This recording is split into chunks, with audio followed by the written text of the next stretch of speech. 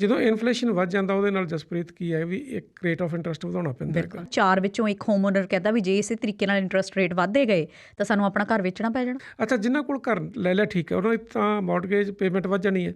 ਜਿਨ੍ਹਾਂ ਨੇ ਘਰ ਨਹੀਂ ਲਿਆ ਉਹਨਾਂ ਲਈ ਰੈਂਟ ਵੱਧ ਜਾਣੇ ਹੈ।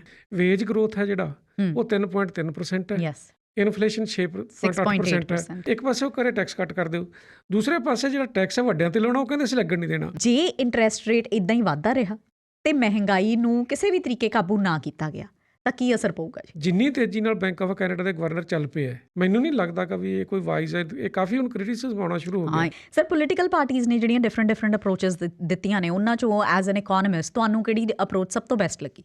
ਮੈਂ ਹੈਰਾਨ ਸੀ ਵੀ ਇੰਨੀ ਹਾਰਸ਼ ਵਰਡਿੰਗ ਮੈਂ ਹਾਲ ਤਾਈਂ ਕਦੇ ਕਿਸੇ ਪੋਲੀਟੀਕਲ ਲੀਡਰ ਤੋਂ ਕੈਨੇਡਾ 'ਚ ਨਹੀਂ ਸੁਣੀ। ਵੀ ਜੇ ਤਾਂ ਪ੍ਰੋਫਿਟ ਆ ਤਾਂ ਪ੍ਰਾਈਵੇਟ, ਤੇ ਜਦੋਂ ਘਾਟਾ ਪੈ ਗਿਆ ਤੇ ਉਹ ਸਰਕਾਰੀ ਉੱਥੇ ਬੇਲ ਆਊਟ। ਜੇ ਆਪਾਂ ਅੱਜ ਦੇ ਦਿਨ ਦੀ ਗੱਲ ਕਰੀਏ, ਮੌਜੂਦਾ ਸਮੇਂ ਦੀ ਗੱਲ ਕਰੀਏ, ਤਾਂ ਕੈਨੇਡਾ ਦੀ ਇਕੋਨਮੀ ਕਿੱਥੇ ਖੜੀ ਹੈ ਜੀ? ਇਹਦੇ ਵਿੱਚ 3 ਪਹਿਲੂ ਨੇ ਜਸਪ੍ਰੀਤ, ਜੇ ਆਪਾਂ ਦੇਖੀਏ। ਪਹਿਲੀ ਗੱਲ ਤਾਂ ਇਹ ਵੀ ਇਕੋਨਮੀ ਹੈ ਨਾ ਜਿਹੜੀ ਜਿਵੇਂ ਡਾਊਨ ਗਈ ਸੀਗੀ ਕੋਵਿਡ-19 ਕਰਕੇ, ਉਹ ਰਿਕਵਰੀ ਮੋਡ ਦੇ ਵਿੱਚ ਹੈ। ਓਕੇ, ਰਿਕਵਰੀ ਮੋਡ ਦੇ ਵਿੱਚ ਕੀ ਹੈ ਵੀ ਜੋਬ ਗਰੋਥ ਵੀ ਹੋ ਰਹੀ ਹੈ, ਜੋਬਸ ਨਵੀਆਂ ਆ ਰਹੀਆਂ ਨੇ, ਦੇਖੋ ਵੈਕੈਂਸੀ ਰੇਟ ਵੀ ਘਟਿਆ ਹੋਇਆ ਹੈਗਾ, ਤੇ ਸਾਰਾ ਕੁਝ ਠੀਕ ਆ ਉਸ ਪਾਸੇ ਤੋਂ। ਜੇ ਆਪਾਂ ਦੇਖੀਏ ਤਾਂ ਇਹਦੇ 'ਚ ਕੋਈ ਦੋ ਰਾਵਾਂ ਨਹੀਂ ਗਈਆਂ। ਰਿਕਵਰੀ ਮੋਡ ਦੇ ਵਿੱਚ ਇਕੋਨਮੀ ਹੈ। ਇਹਦੇ ਨਾਲ ਹੁਣ ਕੁਛ ਤਾਂ ਲੋਕਲ ਪ੍ਰੋਬਲਮਸ ਆ ਰਹੀਆਂ ਨੇ, ਉਹਦੇ ਨਾਲ ਕੁਛ ਗਲੋਬਲ ਪ੍ਰੋਬਲਮਸ ਆ ਰਹੀਆਂ ਨੇ। ਜਿਵੇਂ ਗਲੋਬਲ ਪ੍ਰੋਬਲਮ ਸਪਲਾਈ ਚੇਨ ਦੀ ਪ੍ਰੋਬਲਮ ਹੈ, ਜਿਸ ਤਰ੍ਹਾਂ ਚਾਈਨਾ ਦਾ ਲਾਕਡਾਊਨ ਹੈ, ਰਸ਼ੀਆ ਦੀ ਤੇ ਯੂਕਰੇਨ ਦੀ ਵਾਰ ਚੱਲ ਰਹੀ ਹੈ। ਉਹਦੇ ਨਾਲ ਹੀ ਕੀ ਹੈਗਾ ਵੀ ਕੰਪਨੀਆਂ ਵੀ ਲਾਲਚੀ ਹੋ ਗਈਆਂ, ਬਹੁਤ ਪੈਸੇ ਵੱਲ ਆਪਣਾ ਕਰ ਰਹੀਆਂ ਨੇ ਵੀ ਵਗਦੀ ਗੰਗਾ 'ਚ ਅਸੀਂ ਵੀ ਹੱਥ ਧੋ ਲਈਏ ਜਿੰਨੇ ਧੋਤੇ ਜਾ ਸਕਦੇ ਆ। ਇਹ ਸਾਰੀਆਂ ਚੀਜ਼ਾਂ ਪ੍ਰੋਬਲਮ ਆ ਰਹੀ ਹੈ। ਇਸ ਦੇ ਨਾਲ ਹੀ ਇਹਨਾਂ ਚੀਜ਼ਾਂ ਕਰਕੇ ਵੀ ਨਾਲ ਇੱਕ ਆ ਰਿਹਾ ਹੈਗਾ ਵੀ ਇਨਫਲੇਸ਼ਨ ਬਹੁਤ ਹੈ। 6.8% ਹੈ ਜਿਹੜਾ ਲਾਸਟ ਮੰਥ ਦਾ ਇਨਫਲੇਸ਼ਨ ਸੀ, ਤੇ ਐਤਕੀ ਆਪਾਂ ਗੱਲ ਕੀਤੀ ਅੰਕੜੇ ਆਉਣੇ ਨੇ। ਜਦੋਂ ਇਨਫਲੇਸ਼ਨ ਵੱਧ ਜਾਂਦਾ ਉਹਦੇ ਨਾਲ ਜਸਪ੍ਰੀਤ ਕੀ ਹੈ ਵੀ ਇੱਕ ਰੇਟ ਆਫ ਇੰਟਰਸਟ ਵਧਾਉਣਾ ਪੈਂਦਾ ਹੈਗਾ। ਇਨਇਕੁਐਲਿਟੀਜ਼ ਹੋ ਜਾਂਦੀਆਂ ਨੇ ਉਹਦੇ ਨਾਲ। ਵੱਡੀਆਂ ਕੰਪਨੀਆਂ ਕੋਲ ਪੈਸਾ ਬਹੁਤ ਇਕੱਠਾ ਹੋਇਆ, ਵੱਡੇ ਲੋਕਾਂ ਕੋਲ ਪੈਸਾ ਇਕੱਠਾ ਹੋਇਆ, ਜਾਂ ਉਹਨਾਂ ਨੂੰ ਹਾਰਮ ਵੀ ਨਹੀਂ ਕਰਦਾ ਇਨਫਲੇਸ਼ਨ ਇੰਨਾ ਜ਼ਿਆਦਾ ਜਿੰਨਾ ਮਿਡਲ ਇਨਕਮ ਗਰੁੱਪ ਹੈ ਜਾਂ ਲੋਅਰ ਇਨਕਮ ਗਰੁੱਪ ਹੈ ਉਸ ਨੂੰ ਕਰਦਾ, ਆਮ ਕੈਨੇਡੀਅਨਸ ਨੂੰ ਕਰਦਾ। ਹੁਣ ਦੇਖੋ ਇੱਕ ਕੀ ਹੈ, ਘਰਾਂ ਦੀ ਆਪਾਂ ਗੱਲ ਕਰੀਏ, ਘਰ ਜਿਨ੍ਹਾਂ ਲੋਕਾਂ ਨੇ ਲੈ ਲਏ, ਅਸੀਂ ਕਹਿੰਦੇ ਇਕਨੋਮਿਕ ਇਨਸਟੇਬਿਲਿਟੀ ਆ ਰਹੀ ਹੈ, ਤੋਂ ਪ੍ਰਾਈਸ ਵੱਧ ਰਹੇ ਹੈ, ਇਨਫਲੇਸ਼ਨ ਹੈ, ਇਨਸਟੇਬਿਲਿਟੀ ਹੈ। ਵੀ ਜੇ ਇਕੋਨਮੀ ਦੇ ਵਿੱਚ ਇਨਸਟੇਬਿਲਿਟੀ ਹੈ, ਇਕੋਨਮੀ ਦੇ ਵਿੱਚ ਸਟੇਬਲ ਨਹੀਂ ਇਕੋਨਮੀ, ਤਾਂ ਉਹਨਾਂ ਨੂੰ ਹੱਲ ਕਰਨ ਲਈ ਵੱਡਿਆਂ ਤੋਂ ਪੈਸਾ ਲੈਣਾ ਹੈ ਕਿ ਛੋਟਿਆਂ ਤੋਂ ਲੈਣਾ ਹੈ। ਹੁਣ ਹੋ ਇਹੀ ਰਿਹਾ, ਰੇਟ ਆਫ ਇੰਟਰਸਟ ਨਾਲ ਛੋਟਿਆਂ ਕੋਲੋਂ ਪੈਸਾ ਜਾਊਗਾ, ਉਹਨਾਂ ਦੀ ਮੌਰਟਗੇਜ ਵੱਧ ਜਾਊਗੀ। ਅੱਛਾ, ਜਿਨ੍ਹਾਂ ਕੋਲ ਘਰ ਲੈ ਲਿਆ ਠੀਕ ਹੈ, ਉਹਨਾਂ ਦੀ ਤਾਂ ਮੌਰਟਗੇਜ ਪੇਮੈਂਟ ਵੱਧ ਜਾਣੀ ਹੈ। ਜਿਨ੍ਹਾਂ ਨੇ ਘਰ ਨਹੀਂ ਲਿਆ ਉਹਨਾਂ ਲਈ ਰੈਂਟ ਵੱਧ ਜਾਣੇ, ਰੈਂਟ ਵੱਧ ਰਹੇ ਨੇ ਬਹੁਤ। ਸੋ ਇਹ ਚੀਜ਼ ਹੈ ਨਾ ਜਿਹੜੀ ਇਹ ਬੜਾ ਵੱਡਾ ਇੱਕ ਇਸ਼ੂ ਹੈ ਵੀ ਜਿਹੜੇ ਲੋਕ ਘੱਟ ਇਨਕਮ ਵਾਲੇ, ਲੋਅਰ ਇਨਕਮ ਵਾਲੇ, ਜ਼ਿਆਦਾ ਘਰ ਹੈ ਨਹੀਂ ਉਹਨਾਂ ਕੋਲ, ਰੈਂਟ 'ਤੇ ਰਹਿੰਦੇ ਨੇ, ਜਾਂ ਜੇ ਉਹ ਘਰ ਲਿਆ ਵੀ ਕੋਈ ਛੋਟਾ ਮੋਟਾ, ਇਨਵੈਸਟਮੈਂਟ ਵਾਲੇ ਨੂੰ ਕੋਈ ਫਰਕ ਨਹੀਂ ਪੈ ਰਿਹਾ। ਇਨਵੈਸਟਮੈਂਟ ਵਾਲੇ ਦਾ ਰੈਂਟ ਵੱਧ ਗਿਆ, ਉਹਦੀ ਮੌਰਟਗੇਜ ਉੱਥੋਂ ਨਿਕਲ ਰਹੀ ਹੈ। ਹੋਮ ਓਨਰਸ ਨੂੰ ਫਰਕ ਪੈ ਰਿਹਾ। ਅੱਜ ਆਇਆ ਵੀ ਹੈ ਜੀ ਸਰਵੇ ਵੀ ਆਇਆ, ਜਿਹੜਾ ਮੈਨੂਲਾਈਫ ਬੈਂਕ ਦਾ ਆਇਆ ਹੈਗਾ ਸਰਵੇ। ਹਾਂਜੀ, ਉਹ ਕਹਿੰਦੇ ਹਰ 4 ਵਿੱਚੋਂ ਇੱਕ ਹੋਮ ਓਨਰ ਕਹਿੰਦਾ ਵੀ ਜੇ ਇਸੇ ਤਰੀਕੇ ਨਾਲ ਇੰਟਰਸਟ ਰੇਟ ਵੱਧਦੇ ਗਏ ਤਾਂ ਸਾਨੂੰ ਆਪਣਾ ਘਰ ਵੇਚਣਾ ਪੈ ਜਾਣਾ। ਹਾਂ ਬਿਲਕੁਲ, ਉਹ ਇਹੀ ਹੈ ਨਾ, ਜਿਹੜੇ ਨਵੇਂ ਜਿਨ੍ਹਾਂ ਨੇ ਖਾਸ ਕਰਕੇ ਲਿਆ ਹੈਗਾ, ਉਹਨਾਂ ਨੇ ਕਦੇ ਸੋਚਿਆ ਵੀ ਨਹੀਂ ਸੀਗਾ। ਦੇਖੋ ਨਵੇਂ ਨੇ ਘਰ ਲੈਣਾ, ਜਸਪ੍ਰੀਤ, ਤਾਂ ਉਹਦੇ 'ਚ ਕੀ ਹੈ, ਮਸਾਂ ਤਾਂ ਉਹ ਡਾਊਨ ਪੇਮੈਂਟ ਇਕੱਠੀ ਕਰਦੇ ਨੇ, ਇੱਧਰੋਂ ਉੱਧਰੋਂ ਫੜ ਕੇ ਉਹ ਵੀ ਮੋੜਨੀ ਹੁੰਦੀ ਹੈ। ਫਿਰ ਉਹਦਾ ਜੇ ਮੌਰਟਗੇਜ ਇੰਨੀ ਵੱਧ ਜਾਂਦੀ ਹੈ ਤਾਂ ਫਿਰ ਉਹਨੂੰ ਪੇਮੈਂਟ ਕਰਨੀ ਬੜੀ ਔਖੀ ਹੈ ਕਿ ਮਸਾਂ ਉਹਨਾਂ ਨੇ ਕਿਸੇ ਨਾ ਕਿਸੇ ਤਰ੍ਹਾਂ ਕਰਕੇ ਆਪਣੇ ਲੋਨ ਪਾਸ ਕਰਾਏ ਹੁੰਦੇ ਨੇ। ਹੁਣ ਰੇਟ ਆਫ ਇੰਟਰਸਟ ਇਹ ਵੀ ਨਹੀਂ ਵੀ ਕੋਈ ਥੋੜ੍ਹਾ ਵਧਿਆ ਹੈਗਾ, ਜਿਸ ਤਰ੍ਹਾਂ ਗੱਲ ਹੋ ਰਹੀ ਹੈ ਹੁਣ ਵੀ 4% 'ਤੇ ਦੇ ਰਹੇ ਨੇ ਹੁਣ ਜਿਹੜਾ ਹੈਗਾ ਕਲੋਜ਼ ਜਿਹੜਾ ਫਿਕਸ ਹੈ, ਅਤੇ ਕਹਿੰਦੇ 5% 'ਤੇ ਵੀ ਹੋ ਜਾਣਾ ਇਹ। ਤਾਂ ਫਿਰ ਤਾਂ ਜਿਹੜੀ ਪੇਮੈਂਟ ਹੈ, ਜਿਹੜੀ ਇੰਸਟਾਲਮੈਂਟ ਹੈ, ਬਹੁਤ ਵੱਧ ਜਾਣੀ ਹੈ, ਉਹਨਾਂ ਨੂੰ ਇਹਦੀ ਪ੍ਰੋਬਲਮ ਹੋਣੀ ਹੈ। ਸੋ ਇਹ ਚੈਲੰਜਸ ਵੀ ਨੇ ਇਕੋਨਮੀ ਦੇ ਸਾਹਮਣੇ, ਅਤੇ ਇਸ ਨੂੰ ਪੋਲਿਸੀ ਨਾਲ ਹੀ ਹੱਲ ਕੀਤਾ ਜਾ ਸਕਦਾ, ਚੰਗੀ ਪੋਲਿਸੀ ਨਾਲ। ਅਤੇ ਇਹ ਚੈਲੰਜਸ ਇਸ ਵੇਲੇ ਜਿਹੜੇ ਖਾਸ ਕਰਕੇ ਇਨਇਕੁਐਲਿਟੀ ਦੇ ਉੱਤੇ ਇਹ ਦੂਸਰੇ ਨੇ, ਬਹੁਤ ਵੱਡੇ ਨੇ। ਵੇਜ ਗਰੋਥ ਹੈ ਜਿਹੜਾ ਉਹ 3.3% ਹੈ, ਇਨਫਲੇਸ਼ਨ 6.8% ਹੈ, ਅਤੇ ਫਿਰ ਉਹ ਤਾਂ ਸਿੱਧਾ ਹੀ ਹੈ ਨਾ, ਮਤਲਬ ਜੇ ਤਾਂ 6.8% ਤੁਹਾਡੀ ਵੇਜ ਗਰੋਥ ਹੋ ਜੇ ਫਿਰ ਤਾਂ ਕੋਈ ਪ੍ਰੋਬਲਮ ਨਹੀਂ, ਤੁਹਾਡੀ ਰੀਅਲ ਇਨਕਮ ਉਨੀ ਰਹਿਣੀ ਹੈ। ਪਰ ਹੁਣ ਕੀ ਹੈ, ਵੇਜ ਗਰੋਥ ਨਹੀਂ ਹੋ ਰਹੀ, ਅਤੇ ਉਹ ਗੈਪ ਹੈ ਜਿਹੜਾ ਉਹਦੇ ਵਿੱਚ ਜਿਹੜਾ ਲੋ ਇਨਕਮ ਹੈ ਗਰੁੱਪ ਹੈ ਉਹ ਉਸ ਨੂੰ ਰਗੜਾ ਫੇਰਿਆ ਜਾ ਰਿਹਾ। ਪੋਲਿਸੀ ਦੀ ਗੱਲ ਕਰ ਰਹੇ ਹੋ ਜੀ, ਪੋਲਿਸੀ ਮੇਕਰਸ ਕੀ ਕਹਿੰਦੇ ਨੇ ਵੀ ਕੀ ਕੀਤਾ ਜਾ ਸਕਦਾ ਇਨਫਲੇਸ਼ਨ ਨੂੰ ਠੱਲ ਪਾਉਣ ਲਈ? ਪਿਛਲੇ ਹਫ਼ਤੇ ਮੇਰੇ ਖਿਆਲ ਹਾਊਸ ਆਫ ਕਾਮਨਸ ਦੇ ਵਿੱਚ ਕੁਐਸਚਨ ਪੀਰੀਅਡ ਦੌਰਾਨ ਡਿਬੇਟ ਹੋਈ ਸੀਗੀ। ਹਾਂਜੀ, ਇਹ ਡਿਬੇਟ ਦੇ ਵਿੱਚ ਤੇ ਕੁਐਸਚਨ ਪੀਰੀਅਡ ਦੇ ਵਿੱਚ ਜਦੋਂ ਗੱਲਾਂ ਹੋਈਆਂ, ਜਾਂ ਕੀ ਹੈ ਵੀ ਹਾਊਸ ਤੋਂ ਬਾਹਰ ਵੀ ਗੱਲ ਹੁੰਦੀ ਰਹਿੰਦੀ ਹੈ। ਖਾਸ ਕਰਕੇ ਦੇਖੋ ਕੰਜ਼ਰਵੇਟਿਵ ਦੀ ਹੁਣ ਚੱਲ ਰਹੀ ਹੈ, ਕੰਪੇਨ ਚੱਲ ਰਹੀ ਹੈ ਲੀਡਰਸ਼ਿਪ ਦੀ, ਉਹਦੇ 'ਚ ਵੀ ਗੱਲਾਂ ਹੁੰਦੀਆਂ ਰਹਿੰਦੀਆਂ ਨੇ। ਜਿਹੜੇ ਕੰਜ਼ਰਵੇਟਿਵ ਉਹ ਤਾਂ ਕਹਿੰਦੇ ਵੀ ਇੱਕ ਤਾਂ GST ਹੈ, ਇਹਨੂੰ ਘੱਟ ਕਰ ਦਿਓ, GST ਨੂੰ ਘਟਾ ਦਿਓ ਤੁਸੀਂ। ਦੂਸਰਾ ਉਹ ਕਹਿੰਦੇ ਵੀ ਕਾਰਬਨ ਟੈਕਸ ਹੈ ਜਿਹੜਾ GST ਗੈਸ ਤੇ ਡੀਜ਼ਲ ਤੇ ਕਹਿ ਰਹੇ ਨੇ, ਕਾਰਬਨ ਟੈਕਸ ਹੈ ਜਿਹੜਾ ਉਸਨੂੰ ਸਸਪੈਂਡ ਕਰ ਦਿਓ ਤੁਸੀਂ ਕੁਝ ਸਮੇਂ ਲਈ, ਠੀਕ ਹੈ। ਕਾਰਬਨ ਟੈਕਸ ਨੂੰ ਸਸਪੈਂਡ ਕਰ ਦਿਓ। ਨਾਲ ਹੀ ਉਹਨਾਂ ਨੇ ਕਿਹਾ ਵੀ ਹੋਰ ਵੀ ਜੋ ਟੈਕਸ ਕੱਟ ਜਿੱਥੇ ਵੀ ਲੱਗ ਸਕਦਾ ਉਹ ਤੁਸੀਂ ਦਿਓ। ਜਸਪ੍ਰੀਤ ਗੱਲ ਇਹ ਹੋ ਰਹੀ ਹੈ, ਬਾਕੀ ਉਹਨਾਂ ਨੇ ਕਿਹਾ ਹੈਗਾ ਵੀ ਉਹ ਇੱਥੋਂ ਤੱਕ ਵੀ ਚਲੇ ਗਏ ਨੇ ਵੀ ਬੈਂਕ ਆਫ ਕੈਨੇਡਾ ਦੇ ਗਵਰਨਰ ਨੂੰ ਵੀ ਫਾਇਰ ਕਰ ਦਿਓ, ਟਿਫ ਮੈਕਲਮ ਨੂੰ। ਪਰ ਗੱਲ ਇਹ ਹੈ ਵੀ ਕੀ ਇਸ ਵੇਲੇ ਹੁਣ ਇਹ ਦੋਨੇ ਗੱਲਾਂ ਜੁੜੀਆਂ ਹੋਈਆਂ। ਟਿਫ ਮੈਕਲਮ ਤੇ ਉਹ ਦੋਸ਼ ਲਾ ਰਹੇ ਨੇ ਵੀ ਇਹਨਾਂ ਨੇ ATM ਮਸ਼ੀਨ ਹੀ ਬਣ ਗਈ ਸੀ ਸਰਕਾਰ ਦੀ ਤੇ ਪੈਸਾ ਬਹੁਤ ਦਿੱਤਾ ਹੈਗਾ। ਦੂਸਰੇ ਪਾਸੇ ਉਹ ਕਹਿ ਰਹੇ ਨੇ ਵੀ ਟੈਕਸ ਤੇ ਕੱਟ ਲਾ ਦਿਓ। ਹੁਣ ਇੱਕ ਪਾਸੇ ਉਹ ਕ੍ਰਿਟੀਸਾਈਜ਼ ਕਰ ਰਹੇ ਵੀ ਇਹਨੇ ਕਰਜ਼ਾ ਬਹੁਤ ਚੜਾ ਲਿਆ ਕੈਨੇਡੀਅਨ ਗਵਰਨਮੈਂਟ ਤੇ, ਹੁਣ ਦੂਸਰੇ ਪਾਸੇ ਕਹਿ ਰਹੇ ਨੇ ਟੈਕਸ ਤੇ ਕੱਟ ਲਾ ਦਿਓ। ਇਹ ਆਪਸ 'ਚ ਵਿਰੋਧਾਭਾਸ ਹੈ। ਫਿਰ ਰੈਵਨਿਊ ਕਿੱਥੋਂ ਜਨਰੇਟ ਹੋਊਗਾ, ਕਿੱਥੋਂ ਜਨਰੇਟ ਹੋਣਾ ਤੇ ਕਰਜ਼ਾ ਲੈਣਾ ਕਿਸ ਤਰ੍ਹਾਂ ਹੈਗਾ। ਇਹਦਾ ਵੀ ਮੈਨੂੰ ਨਹੀਂ ਲੱਗਦਾ ਕਿ ਵੀ ਇਹ ਕੋਈ ਹੱਲ ਹੈ ਇਸ ਤਰ੍ਹਾਂ ਦਾ, ਜਾਂ ਸਰਕਾਰ ਇਸ ਪੋਜੀਸ਼ਨ 'ਚ ਹੈ ਵੀ ਕੱਟ ਲਾ ਦੇ।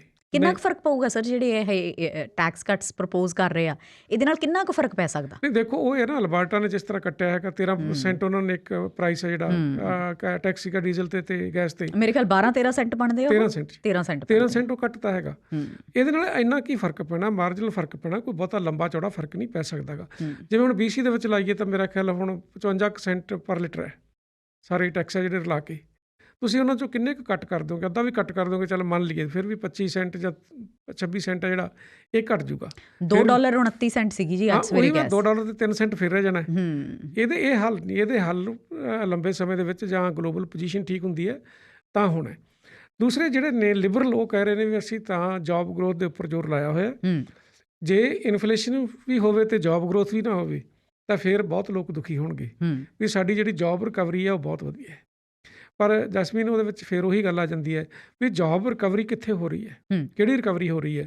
ਜੇ ਤਾਂ ਲੋ ਇਨਕਮ ਜੌਬਸ ਰਿਕਵਰ ਹੋ ਰਹੀਆਂ ਨੇ 15 ਸੈਂਟ ਵਾਲੀ, 16 ਸੈਂਟ ਵਾਲੀ, 18 ਸੈਂਟ ਵਾਲੀ ਹੈ, ਉਹ ਤਾਂ ਲੋਕ ਦੁਖੀ ਰਹਿਣਗੇ ਇਸ ਗੱਲ ਤੋਂ। ਰਿਕਵਰੀ ਇੱਥੇ ਹੀ ਹੋ ਰਹੀ ਹੈ ਕਿਉਂਕਿ ਜਿਹੜਾ ਵੇਜ ਰੇਟ ਹੈ ਉਹ 3.3% ਆਪਾਂ ਗੱਲ ਕਰ ਰਹੇ ਹਾਂ। ਤਾਂ ਫਿਰ ਇਹਦਾ ਮਤਲਬ ਕੀ ਹੈ? 3.3% ਹੈ ਤਾਂ ਫਿਰ ਜਿਹੜੀਆਂ ਛੋਟੀਆਂ ਜੌਬਸ ਹੈ ਉਹਨਾਂ ਦੇ ਵਿੱਚ ਹੀ ਜਿਹਨਾਂ ਦੇ ਵਿੱਚ ਬੇਸਿਕ ਪੇ ਮਿਲਦੀ ਹੈ, ਬੇਸਿਕ ਪੇਮੈਂਟ ਜਾਂ ਥੋੜ੍ਹੀ ਜਿਹੀ ਵੱਧ ਲਾ ਲਓ, ਮਾਰਜਨਲੀ ਵੱਧ, ਕੋਈ 10% 20% ਵੱਧ ਹੈ ਬੇਸਿਕ ਤੋਂ, ਉਹ ਹੋ ਰਹੀ ਹੈ।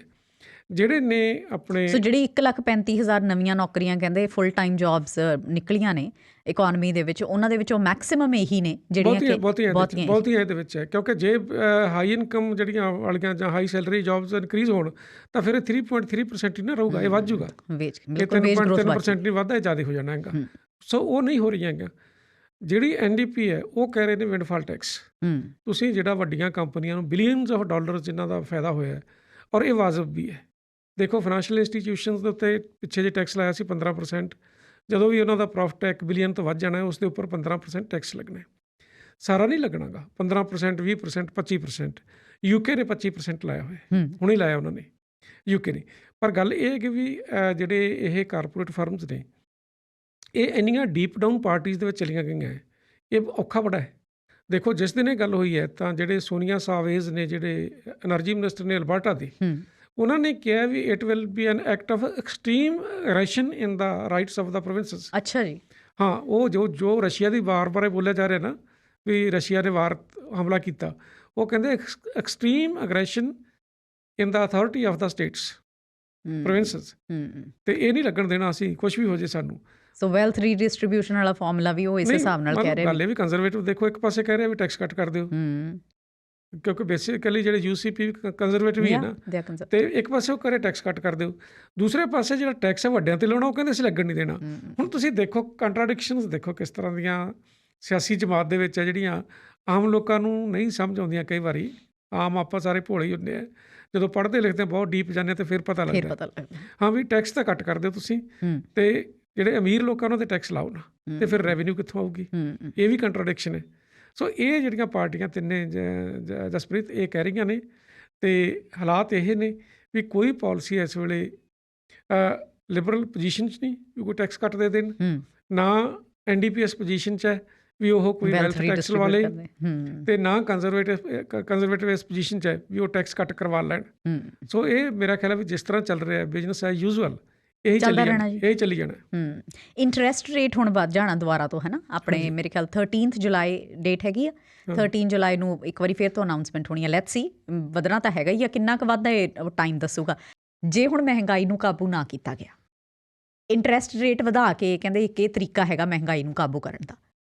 ਪਰ ਇੰਟਰਸਟ ਰੇਟ ਵਧਣ ਕਰਕੇ ਵੀ ਬਹੁਤ ਜ਼ਿਆਦਾ ਪ੍ਰਭਾਵ ਪੈ ਰਿਹਾ ਲੋਕਾਂ ਤੇ। ਆਹੀ ਜਿਹੜਾ ਆਪਾਂ ਸਪੈਸ਼ਲੀ ਗੱਲ ਕਰ ਰਹੇ ਸੀ ਮੈਨੂਲਾਈਫ ਵਾਲਾ ਜਿਹੜਾ ਸਰਵੇ ਆਇਆ, ਉਹਦੇ ਵਿੱਚ ਤਾਂ ਲੋਕ ਕਹਿੰਦੇ ਸਾਡੀ ਮੈਂਟਲ ਹੈਲਥ ਇੰਪੈਕਟ ਹੋ ਰਹੀ ਆ, ਸਾਡੀ ਮੌਰਗੇਜ, ਡੈਟ, ਫਾਈਨੈਂਸ਼ੀਅਲ ਸਿਚੁਏਸ਼ਨ, ਬਹੁਤ ਕੁਝ ਸਾਡਾ ਕਹਿੰਦੇ ਇੰਪੈਕਟ ਹੋ ਰਿਹਾ ਵਾ। ਸੋ ਜੇ ਇੰਟਰਸਟ ਰੇਟ ਇੱਦਾਂ ਹੀ ਵੱਧਦਾ ਰਿਹਾ ਤੇ ਮਹਿੰਗਾਈ ਨੂੰ ਕਿਸੇ ਵੀ ਤਰੀਕੇ ਕਾਬੂ ਨਾ ਕੀਤਾ ਗਿਆ ਤਾਂ ਕੀ ਅਸਰ ਪਊਗਾ ਜੀ?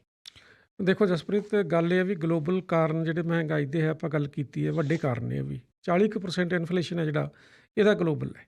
ਦੂਸਰਾ ਜਸਪ੍ਰੀਤ ਇਹ ਵੀ ਹੈ ਵੀ ਬਿਲਕੁਲ ਜੇ ਮੈਂ ਐਟਲੀਸਟ ਮੈਂ ਆਪਣੇ ਆਪ 'ਚ ਕਨਵਿੰਸਡ ਹੈ ਵੀ ਇਹ ਮਹਿੰਗਾਈ ਦਾ ਫਾਇਦਾ ਵੀ ਉਠਾਇਆ ਜਾ ਰਿਹਾ ਵੱਡੀਆਂ ਕੰਪਨੀਆਂ ਵੱਲੋਂ। ਉਹਨਾਂ ਦੇ ਉੱਪਰ ਕੋਈ ਚੈੱਕ ਨਹੀਂ ਗਾ ਕਿਸ ਤਰ੍ਹਾਂ ਦਾ ਕਰਨਾ ਹੈ। ਜੇ ਇਹ ਵਿੰਡਫਾਲ ਟੈਕਸ ਹੈ ਜਿਹੜਾ ਬਿਲਕੁਲ ਲਾਉਣਾ ਚਾਹੀਦਾ। ਜਿਹੜੀ ਤੁਸੀਂ ਗੱਲ ਕਰ ਰਹੇ ਹੋ ਵੀ ਰੇਟ ਆਫ ਇੰਟਰਸਟ ਜੇ ਵੱਧ ਜਾਂਦਾ ਹੈਗਾ ਤਾਂ ਇਹਦੇ ਇੰਪੈਕਟ ਕੀ ਪੈਂਦੇ ਨੇ, ਜਾਂ ਇਨਫਲੇਸ਼ਨ ਕੰਟੀਨਿਊ ਕਰਦਾ ਇਹਦੇ ਇੰਪੈਕਟ ਕੀ ਪੈਂਦੇ ਨੇ। ਪਹਿਲੀ ਗੱਲ ਤਾਂ ਇਹ ਵੀ ਇਨਫਲੇਸ਼ਨ ਕਰਕੇ ਹੀ ਰੇਟ ਆਫ ਇੰਟਰਸਟ ਵਧਾਇਆ ਜਾ ਰਿਹਾ ਹੈਗਾ ਉਹਨੂੰ ਕੰਟਰੋਲ ਕਰਨ ਲਈ। ਦੂਸਰਾ ਇਹ ਹੈ ਵੀ ਆਮ ਤੌਰ 'ਤੇ ਮੋਸਟ ਆਫ ਦਾ ਟਾਈਮਸ ਕੀ ਹੁੰਦਾ ਵੀ ਇਨਫਲੇਸ਼ਨ ਹੈ ਜਿਹੜਾ it's always followed by the depression. Most of the cases, not every time, most of the cases ਇਹ ਖਦਸ਼ਾ ਬਣਿਆ ਹੋਇਆ। ਹੁੰਦਾ ਕੀ ਇਹਦੇ ਵਿੱਚ ਜਦੋਂ ਪ੍ਰਾਈਸਿਸ ਬਹੁਤ ਵੱਧ ਜਾਂਦੀਆਂ ਨਾ ਅਤੇ ਇਹ ਪੈਸਾ ਥੋੜ੍ਹੇ ਜਿਹੇ ਹੱਥਾਂ 'ਚ ਵੀ ਇਕੱਠਾ ਹੁੰਦਾ ਇੱਕ ਤਾਂ ਇਹ।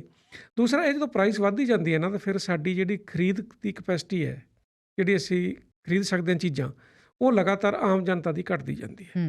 ਜਦੋਂ ਆਮ ਜਨਤਾ ਦੀ ਖਰੀਦ ਦੀ ਕਪੈਸਿਟੀ ਘਟਦੀ ਜਾਂਦੀ ਹੈ, ਦੂਸਰੇ ਪਾਸੇ ਜਿਹੜਾ ਪੈਸਾ ਬਿਜ਼ਨਸ ਕੋਲ ਕਾਫੀ ਇਕੱਠਾ ਹੁੰਦਾ ਜਾਂਦਾ ਹੈ, ਉਹਨਾਂ ਦੀ ਪ੍ਰੋਫਿਟੇਬਿਲਿਟੀ ਵੱਧ ਜਾਂਦੀ ਹੈ, ਉਹ ਇਨਵੈਸਟਮੈਂਟ ਕਰੀ ਜਾਂਦੇ ਆ। ਇਨਵੈਸਟਮੈਂਟ ਨਾਲ ਪ੍ਰੋਡਕਸ਼ਨ ਤਾਂ ਵੱਧ ਜਾਂਦੀ ਹੈ, ਦੂਸਰੇ ਪਾਸੇ ਪੈਸਾ ਹੁੰਦਾ ਨਹੀਂ ਖਰੀਦਣ ਲਈ, ਫਿਰ ਓਵਰ ਪ੍ਰੋਡਕਸ਼ਨ ਹੋ ਜਾਂਦੀ ਹੈ। ਜਦੋਂ ਓਵਰ ਪ੍ਰੋਡਕਸ਼ਨ ਹੁੰਦੀ ਹੈ ਫਿਰ ਪ੍ਰਾਈਸਿਸ ਆ ਕਰੈਸ਼ ਕਰਦੇ ਆ, ਕਿਉਂਕਿ ਸਪਲਾਈ ਡਿਮਾਂਡ ਨਾਲੋਂ ਬਹੁਤ ਵੱਧ ਜਾਂਦੀ ਹੈ। ਪ੍ਰਾਈਸ ਜਦੋਂ ਕਰੈਸ਼ ਕਰ ਜਾਂਦਾ ਹੈਗਾ ਤਾਂ ਫਿਰ ਕੀ ਹੈ ਵੀ ਕੁਛ ਫਰਮਾਂ ਬੰਦ ਹੋਣੀਆਂ ਸ਼ੁਰੂ ਹੋ ਜਾਂਦੀਆਂ ਹੈ, ਉਹ ਫਿਰ ਲੇ ਆਫ ਕਰਨਾ ਸ਼ੁਰੂ ਕਰ ਦਿੰਦੀਆਂ ਨੇ।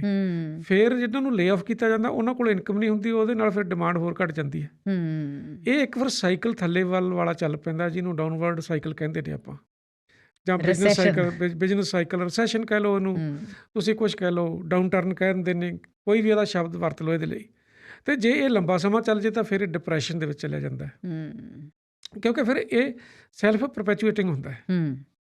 ਥੱਲੇ ਨੂੰ ਜਾਣਾ ਤੇ ਉੱਪਰ ਨੂੰ ਜਾਣਾ ਦੋਨੇ ਸੈਲਫ ਪਰਪੈਚੁਏਟਿੰਗ ਹੁੰਦੇ ਨੇ, ਆਪਣੇ ਆਪ ਹਾਂ। ਤੇ ਪਰ ਦੋਨਾਂ ਦੀਆਂ ਇੱਕ ਲਿਮਟ ਵੀ ਹੁੰਦੀਆਂ ਨੇ। ਇੱਕ ਥਾਂ ਤੇ ਜਾ ਕੇ ਜਿਹੜਾ ਡਿਪਰੈਸ਼ਨ ਹੈ ਉਹ ਵੀ ਉੱਪਰ ਨੂੰ ਸ਼ੁਰੂ ਹੁੰਦਾ, ਤੇ ਜਿਹੜਾ ਰਿਸੈਸ਼ਨ ਹੈ ਉਹ ਵੀ ਇਨਫਲੇਸ਼ਨ ਹੈ ਉਹ ਵੀ ਥੱਲੇ ਨੂੰ ਆਉਂਦਾ ਹੈਗਾ, ਕਿਉਂਕਿ ਡਿਮਾਂਡ ਘੱਟ ਜਾਂਦੀ ਹੈ, ਲੋਕਾਂ ਕੋਲ ਖਰੀਦ ਦਾ ਪੈਸਾ ਨਹੀਂ ਹੁੰਦਾ ਗਾ, ਓਵਰ ਪ੍ਰੋਡਕਸ਼ਨ ਹੋ ਜਾਂਦੀ ਹੈ।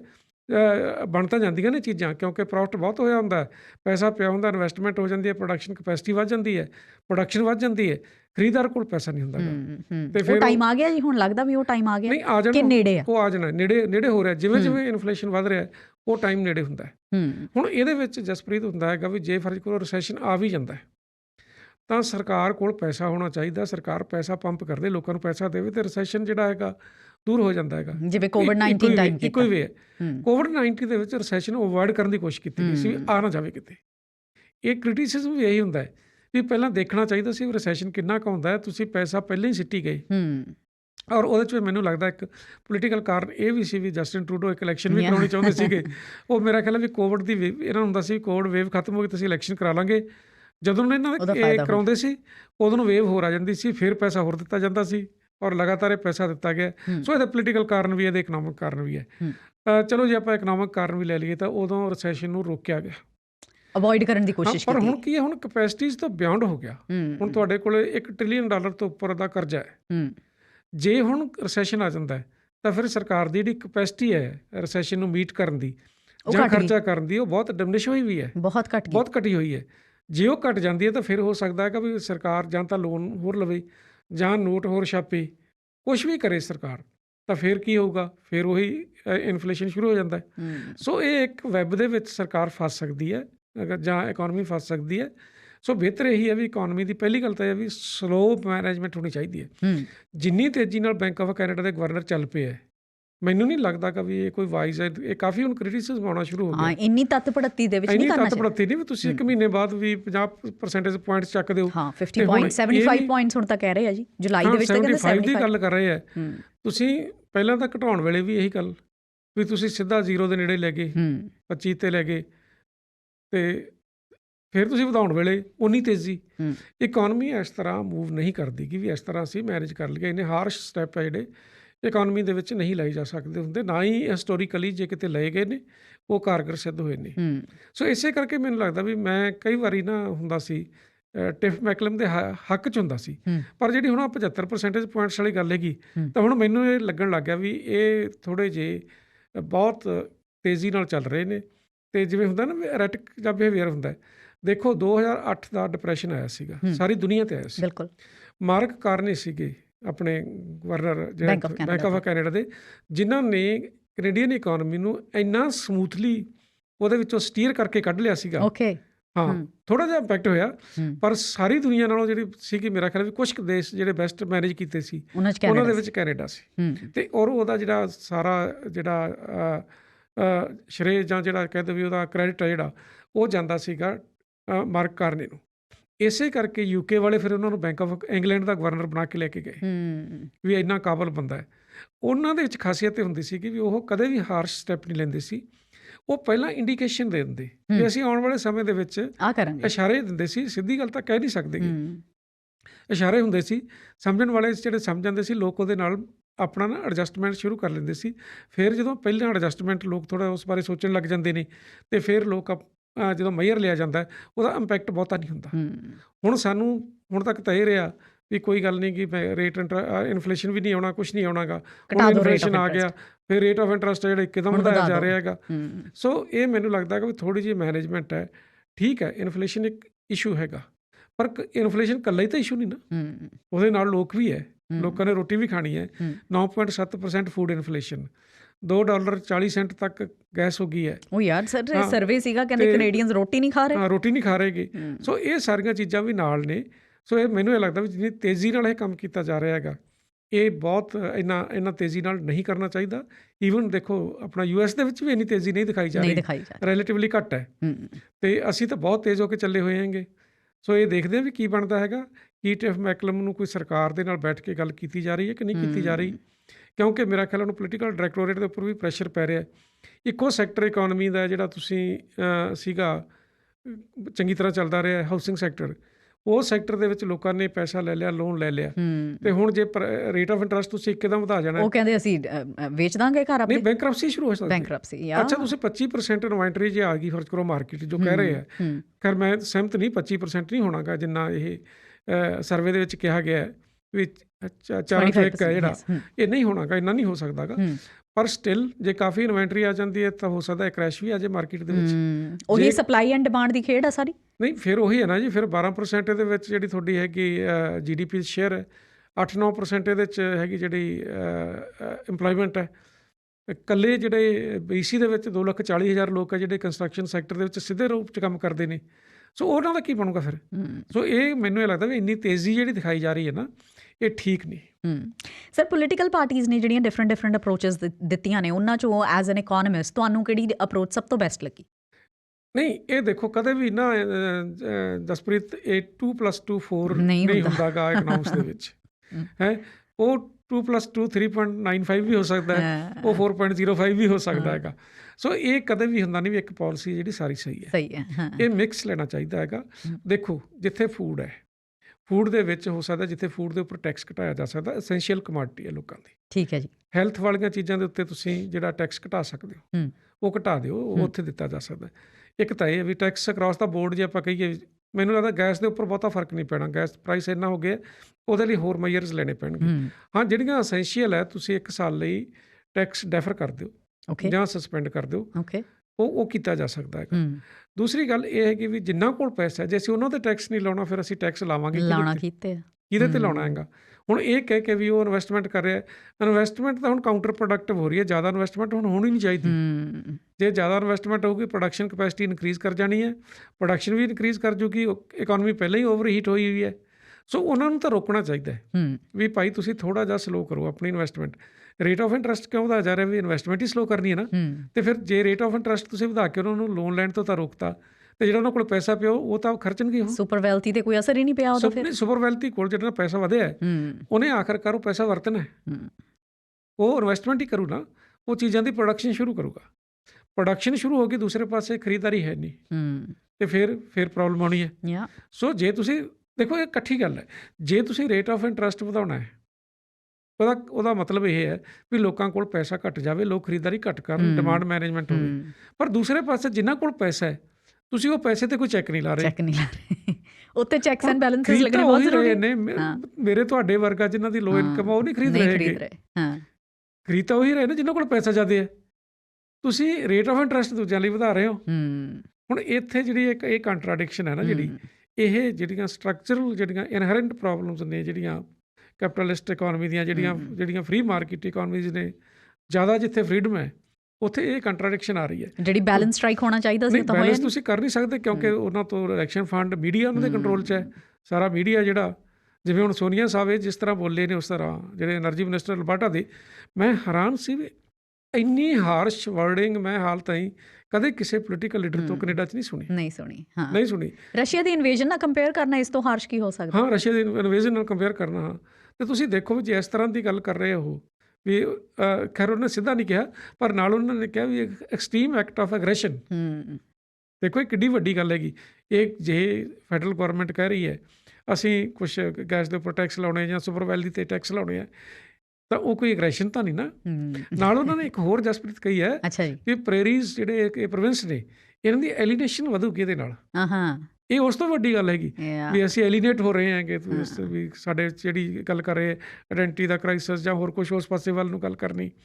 ਮਤਲਬ ਇਹ ਬਹੁਤ ਜਿਸ ਤਰ੍ਹਾਂ ਦਾ ਹੁਣ ਸੋਨੀਆ ਸਾਹਿਬ ਕਿਉਂ ਕਹਿ ਰਹੇ ਨੇ, ਕਿਉਂਕਿ ਉਹ ਪ੍ਰੈਸ਼ਰ 'ਚ ਨੇ। ਵੱਡੇ ਜਿਹੜੀਆਂ ਹੈਗੀਆਂ ਐਨਰਜੀ ਫਰਮਸ ਨੇ, ਵੈਲਦੀ ਕੰਪਨੀ ਅਲਬਰਟਾ ਦੇ ਵਿੱਚ ਤਾਂ ਬਹੁਤ ਵੱਡੀਆਂ ਬੈਠੀਆਂ ਨੇ। ਸੋ ਇਸ ਕਰਕੇ ਉਹ ਸਾਰਿਆਂ ਦੇ ਉੱਪਰ ਪ੍ਰੈਸ਼ਰ ਹੈ, ਮੀਡੀਆ ਉਹਨਾਂ ਕੋਲ ਹੈ। ਅਤੇ ਉਹ ਦੇਖੋ ਹੁਣ ਖੂਹ ਚਲਾਉਣੇ ਸੀ ਦੁਬਾਰੇ, ਤਾਂ ਕਿੰਨੀ ਸਰਕਾਰ ਨੇ ਅਸਿਸਟੈਂਸ ਦਿੱਤੀ ਹੈ ਵੀ ਤੁਸੀਂ ਦੁਬਾਰਾ ਚਲਾਓ ਕਿਉਂਕਿ ਬੰਦ ਹੋਏ ਪਏ ਸੀ। ਠੀਕ ਹੈ, ਕੰਪਨੀਆਂ ਨੇ ਘਾਟਾ ਖਾਧਾ ਹੈ। ਜੇ ਕੰਪਨੀਆਂ ਨੇ ਘਾਟਾ ਖਾਧਾ ਉਦੋਂ ਤਾਂ ਬੇਲ ਆਊਟ ਵੀ ਮਿਲੇ ਨੇ। ਹਾਂ, ਹੁਣ ਮੁਨਾਫਾ ਵੀ ਕਮਾ ਰਹੀਆਂ ਨੇ।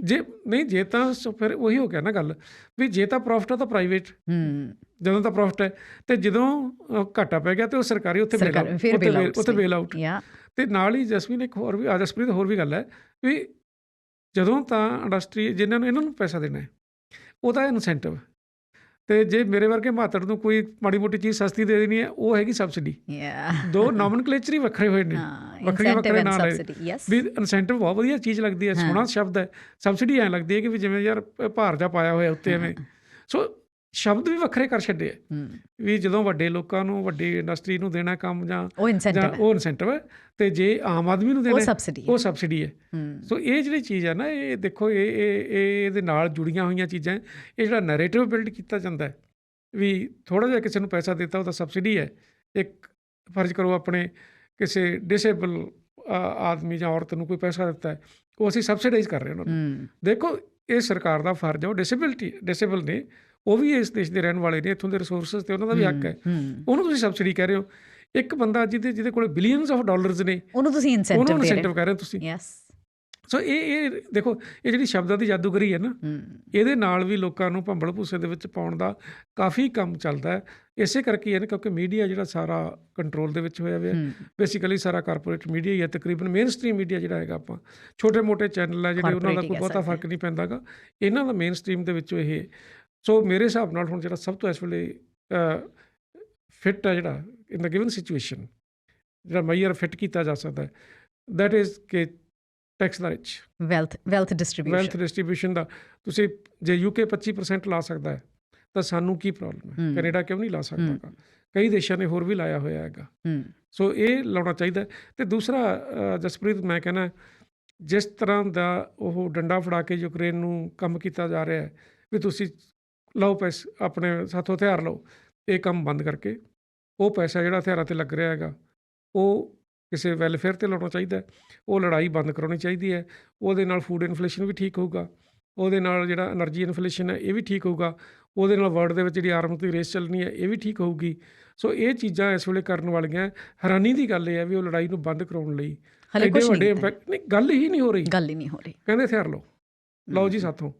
100 ਤੋਂ 200 ਦੇ ਵਿੱਚ ਅੱਜ ਨੰਬਰ ਆਇਆ ਹੈ, ਹਰ ਰੋਜ਼ ਯੂਕਰੇਨੀਅਨ ਫੌਜੀ ਮਰ ਰਹੇ, ਰਸ਼ੀਆ ਦੇ ਵੀ ਮਰ ਰਹੇ। 12,000 ਤਾਂ ਸਰ ਵਾਰ ਕ੍ਰਾਈਮਸ ਰਜਿਸਟਰ ਹੋ ਗਏ ਉੱਥੇ।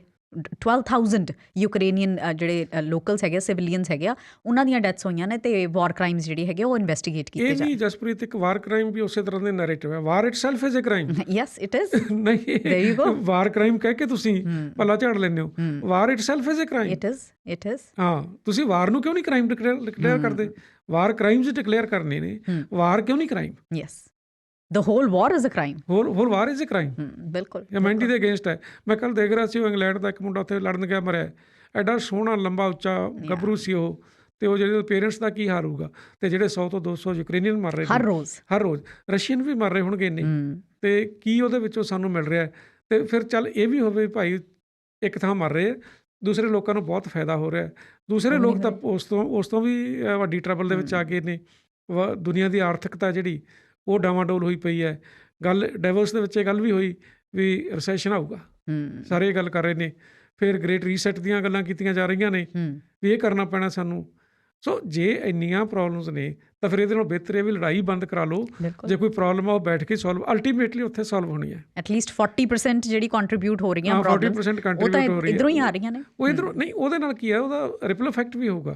40% ਆ ਜਦੋਂ ਤੁਸੀਂ ਬੰਦ ਕਰੋਗੇ, ਉਹ ਜੋ ਚੀਜ਼ਾਂ ਕੂਲ ਡਾਊਨ ਹੋਣੀਆਂ ਸ਼ੁਰੂ ਹੁੰਦੀਆਂ, ਉਹਦਾ ਰਿਪਲ ਇਫੈਕਟ ਬਹੁਤ ਲੰਬਾ ਹੈ। ਰਿਪਲ ਇਫੈਕਟ ਹੋਏਗਾ ਉਹਦਾ, ਦੂਸਰਿਆਂ ਤੇ ਵੀ ਅਸਰ ਪਏਗਾ। ਸੋ ਬਿਹਤਰ ਇਹੀ ਹੈ ਇੱਕ ਤਾਂ ਲੜਾਈ ਬੰਦ ਕੀਤੀ ਜਾਵੇ, ਤੇ ਟੈਂਪਰੇਰੀਲੀ ਜਿਹੜਾ ਵਿੰਡਫਾਲ ਟੈਕਸ ਹੈ, ਵਿੰਡਫਾਲ ਟੈਕਸ ਹਮੇਸ਼ਾ ਟੈਂਪਰੇਰੀ ਹੁੰਦਾ, ਪਰਮਾਨੈਂਟ ਨਹੀਂ ਹੁੰਦਾ। ਇਹ ਟੈਂਪਰੇਰੀ ਤੌਰ 'ਤੇ ਹੁਣ ਇਮੀਡੀਏਟਲੀ ਲਾ ਦੇਣਾ ਚਾਹੀਦਾ। ਪੈਸਾ ਕਲੈਕਟ ਕਰਕੇ ਜਿਹੜੀਆਂ ਅਸੈਂਸ਼ੀਅਲ ਸਰਵਿਸਿਜ਼ ਨੇ, ਜਿਵੇਂ ਫੂਡ ਹੈ ਜਾਂ ਹੈਲਥ ਨੇ, ਇਹਨਾਂ ਨੂੰ ਸਬਸਿਡਾਈਜ਼ ਕਰਨਾ ਚਾਹੀਦਾ ਹੈ, ਜਾਂ ਜਿਹੜੇ ਲੋਕਾਂ ਦੀ ਲੋ ਇਨਕਮ ਹੈ ਉਹਨਾਂ ਨੂੰ ਕੋਈ ਹੋਰ ਬੈਨੀਫਿਟ ਦੇਣੇ ਚਾਹੀਦੇ ਹੈਗੇ। ਇਹ ਬਹੁਤ ਇਸ ਵੇਲੇ ਜ਼ਰੂਰਤ ਹੈ। ਹੋਪਫੁਲੀ ਕੁਛ ਨਾ ਕੁਛ ਕੀਤਾ ਜਾਊਗਾ। ਨਹੀਂ, ਬਿਲਕੁਲ ਕਰਨਾ ਚਾਹੀਦਾ। Sir, thank you so much. Thank you Jaspreet.